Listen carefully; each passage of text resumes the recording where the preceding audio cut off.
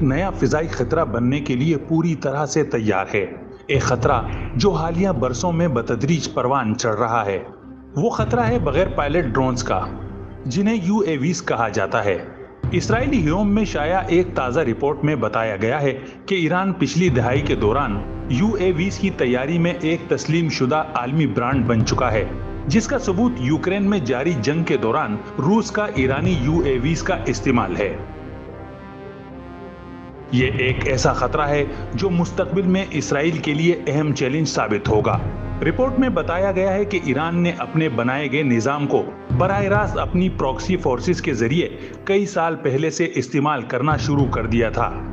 عملی طور پر یہ ایک ایسا اہم چیلنج ہے جس نے IDF اور اسرائیل کی دفاعی صنعتوں کو متوازی کوششوں پر سرمایہ کاری کرنے پر مجبور کر دیا ہے، تاکہ مختلف طریقوں سے جارحانہ دفاعی اور انٹیلیجنس کے لحاظ سے اس کا مقابلہ کر سکیں۔ UAVs میں ایرانیوں کی شمولیت نئی بات نہیں ہے۔ اس کا آغاز 90 کی دہائی میں ایران میں ابتدائی ماڈلز بنانے کی کوشش کے ساتھ ہوا۔ تب ایران صرف مختلف قسم کے دور تک اہداف کو نشانہ بنانے والے میزائلوں اور راکٹوں کی تیاری کر رہا تھا۔ ایران اور اسرائیل کے درمیان فاصلے کو تیزی سے طے کرنے اور بھاری پے لوڈ لے جانے والے شہاب میزائل کی تیاری کے حوالے سے خبریں زیادہ پرانی بات نہیں۔ تاہم ایران کو جلد اندازہ ہوا کہ کھلے عام اڑتے میزائلوں کے برعکس کم اونچائی پر چھپکے سے پرواز کرتے بغیر پائلٹ UAVs انہیں اضافی صلاحیت فراہم کریں گے، جن کا کنٹرول انتہائی سادہ اور انٹیلیجنس جمع کرنے سمیت گولہ بارود گرا کر اہداف پر حملہ کرنا آسان ہے۔ دوسری جانب UAVs کی تیاری بھی طویل فاصلے تک مار کرنے والے میزائلوں کی نسبت کم لاگت اور سہل ہے۔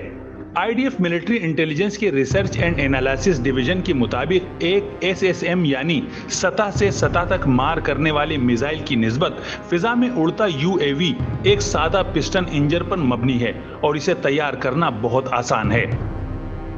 ایران نے خود اپنا نظام تیار کرنے والے امریکہ اور اسرائیل کے برعکس UAV پروگرام میں پیش رفت کی بنیاد کیچ اپ اپروچ پر رکھی، یعنی ایران نے یہ تکنیک امریکی اور اسرائیلی UAVs کی ریورس انجینئرنگ کے ذریعے حاصل کی، جو خطے میں مختلف مشن کے دوران گرے یا گرائے گئے۔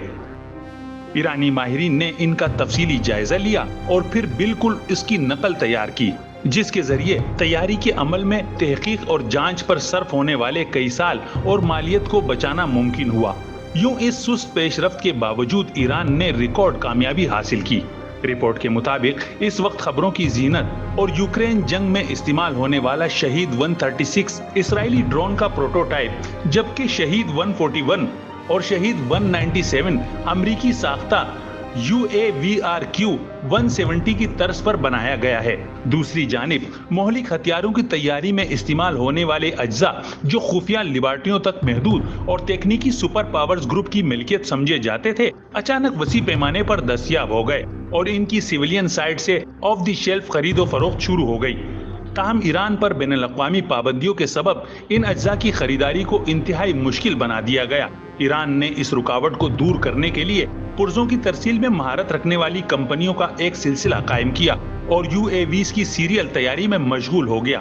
رپورٹ کے مطابق لبنان، شام، عراق اور یمن میں پروکسیز تہران کی رہنمائی اور ہدایت کے تحت کام کر رہی ہیں، جس سے ایران کو اپنے تیار کردہ نظام کا مستقل تجربہ اور نقائص کا علم ہو رہا ہے، تو دوسری جانب ان میں ترقی اور پیداوار کے عمل میں تیزی ممکن ہو رہی ہے۔ تکنیکی ترقی اور جمع ہونے والے تجربے نے اسے خود پروکسیوں کے ساتھ کچھ پیداواری عمل کا اشتراک کرنے کے قابل بنایا ہے۔ اگرچہ اس عمل نے صارف کو خود ایک مینوفیکچرر میں تبدیل کر دیا، لیکن اس نے ایرانیوں کو اس میدان میں ایک اہم کھلاڑی بننے کے قابل بنایا ہے، اور ایران روس جیسی سپر پاور سمیت متعدد ممالک کو ان جدید صلاحیتوں کا سپر ڈسٹریبیوٹر بن گیا ہے۔ ایران چین کے ساتھ بھی اسی طرح کے عمل میں مصروف ہے، جہاں ایک سپر پاور کو اس میدان میں فقدان نے خود سے چھوٹے ملک سے رابطہ کرنے پر مجبور کیا تاکہ اس خلا کو پر کیا جا سکے۔ چین نے ایران سے حاصل شدہ شہید 136 کا نام تبدیل کر کے سن فلاور 200 رکھا ہے، جس کی چین میں سیریل پروڈکشن شروع ہونے والی ہے۔ آج تک روس نے ایران سے 40,000 فی ڈالر یونٹ کے اوسط قیمت پر تقریباً 1,000 UVS حاصل کیے ہیں، اور مستقبل میں وہ روس میں ہزاروں UVS تیار کرنے کا ارادہ رکھتا ہے۔ روس اور چین کے ساتھ اس عمل سے ایران فائدہ اٹھا رہا ہے، جس کے سبب کئی سال سے عالمی اقتصادی پابندیوں کے باوجود خاطر خواہ زر مبادلہ حاصل کرنے سمیت فوجی اور عالمی سفارتکاری کی دنیا میں بھی پیش رفت کر رہا ہے، جو کہ اسرائیل کے علاوہ مغرب کے لیے بھی تشویش کا باعث ہے۔ امید ہے آپ کو یہ رپورٹ پسند آئی ہوگی۔ مزید ایسی معلوماتی اور دلچسپ ویڈیوز کے لیے چینل سبسکرائب کرنا نہ بھولیں۔